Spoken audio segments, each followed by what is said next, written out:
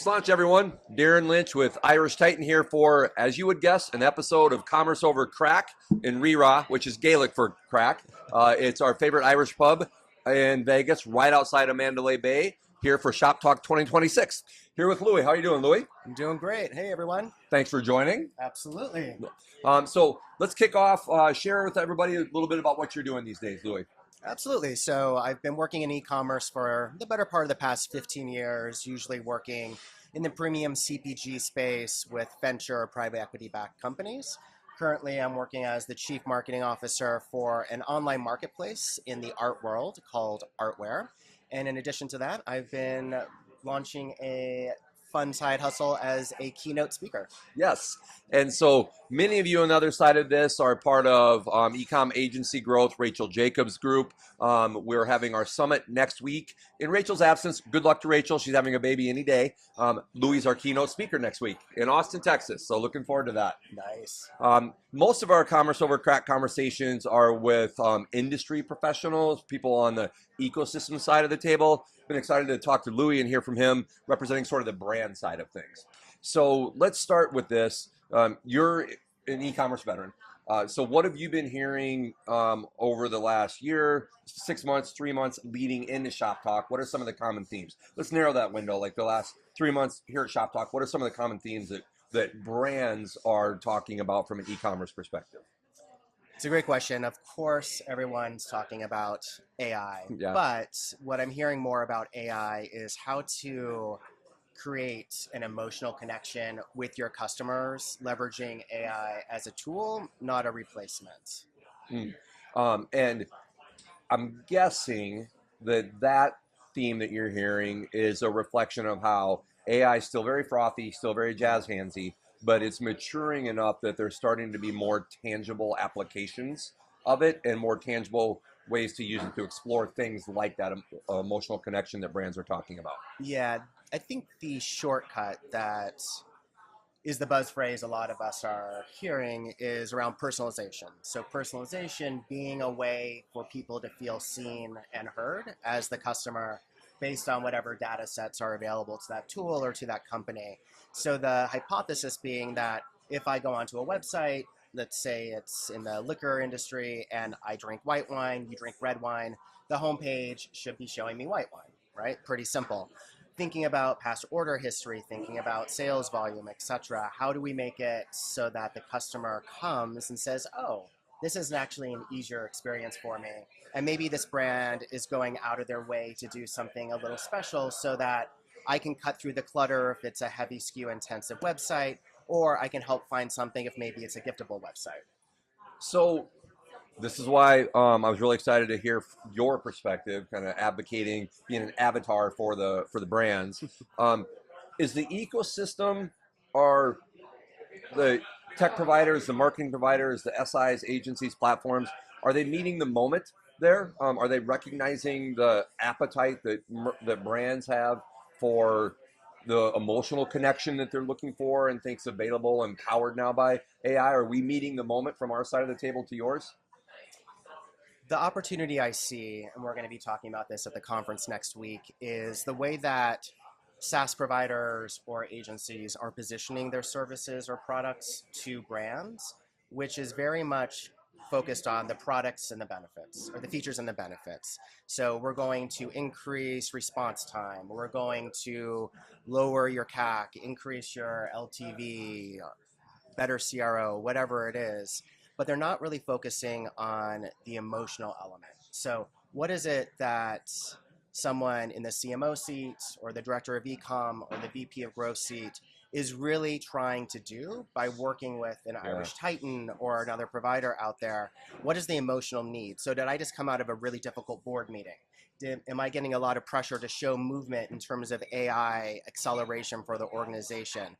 So yes, I want all of the core metrics on a spreadsheet to work, but what's the emotional resonance that you're trying to hit with your core audience? I'm smiling because that's resonating with me, because a few weeks ago at Irish Titan, we were working through some copy for some email campaigns that we're going to do, and we felt it was too feature and functionality dependent, not necessarily talking about us, but to feature and functionality focused, and not appealing enough to visceral emotions and speaking to what they might be wanting in terms of the connection. So love hearing that. Yeah. Another question, and I have a point of view on this. I have a point of view on lots of things. Doesn't mean they're always right. So I'm not looking for any confirmation bias. Interested in your take on how much are brands talking about agentic checkout, right? Because you mentioned that they're looking for AI to help empower that emotional connection. Yep. There's a lot of chatter on our side of the table anyway about agentic checkout. Are brands even really talking about that much? Everyone's interest is piqued, and there is, of course, a lot of work that needs to be done for agentic checkout or just completely shopping on an LLM or another tool. The question of, is the death of the website imminent? I don't personally believe so. Same. Is the checkout process in any of these other tools superior to what's going to happen on your own website? No. Will it get there? Potentially. So how do you prepare for that is, of course, an opportunity where I'm seeing a lot of people scrambling on the brand side, usually from pressure from the board or the CEO, is what are we doing to get ranked by the LLMs? Yep. So what is our AEO, GEO strategy? No surprise, there's some differences, but fundamentally, it's no different than what you were doing for SEO for the past 20 The years. SEO best practices have you extremely well positioned for AEO, GEO, XEO positioning. Exactly. So what's funny is the agencies that were really focused on SEO that took a bit of a hit when performance marketing was all the rage are now on fire again, Yep. right? And the challenge is that because these strategies have a longer tail impact, you can't just bring on a partner or a tool and overnight automatically be indexed by the LLMs. Yeah. It's going to require a lot of investment, a lot of content strategy, some technical schema markups and things like that. But at the end of the day, to get to your original question, yes, I think there's a lot of concern about what agentic shopping means for us on the brand side, specifically in the marketing departments, but there's a lot of skepticism around it too. Yeah.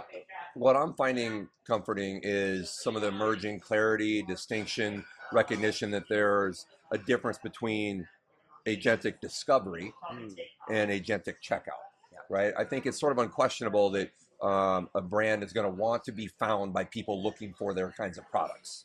And that's the discovery side of things, right? The checkout piece to me is still TBD a little bit. I think that I was immediately skeptical of the death of the branded site chorus that emerged on behalf of some because of a couple of reasons. One, checkout's complicated. Fraud, tax, upsell, cross-sell, bundles, a lot of that. There's a reason the e-commerce platforms have invested millions and millions and millions of dollars in building their solutions. So checkout's complicated, not easy to replicate. Secondly, if I'm a brand, and this is what I would love to hear from you, if I'm a brand, I don't know that I want to abdicate the actual buying experience to an agentic checkout experience, whether that's OpenAI or whatever it might be, because I've invested decades in building brand equity, and I want to capitalize on how I've shaped that brand equity, what sort of experience I want someone to have at checkout, and I want to make sure I have access to all my customer information. So if I'm a brand, I want to see how agentic checkout is going to evolve, but I'm a little skeptical with how it was at least originally painted. Absolutely. It brings me back to the conversation you were having on the session just before this around omnichannel.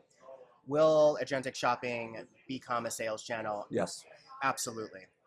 If you are a brand that is currently omnichannel, so you're doing Amazon, you're doing Walmart, you're doing retail distribution, maybe you have your own stores, layer it in as an opportunity.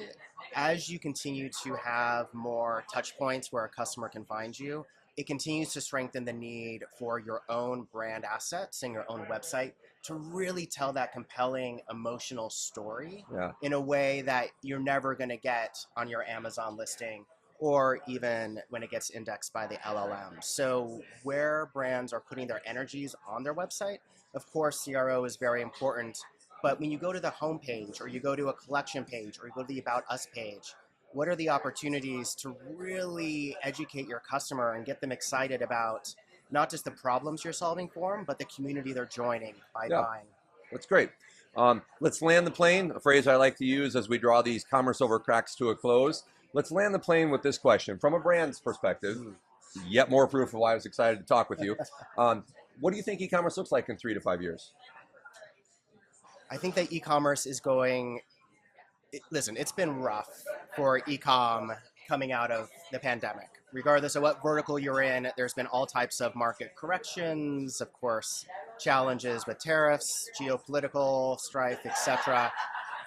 I think we need to be patient with the teams, the partners, the agencies in the ecosystem and work together to try to figure out the best course forward.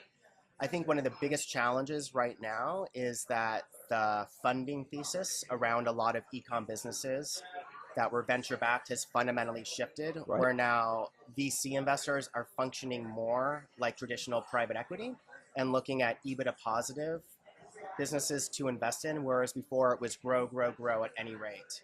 So as we go through that transition around cash flow challenges, around margin structure, around discounting, around EBITDA, I think that's what we're all going to have to really keep an eye on.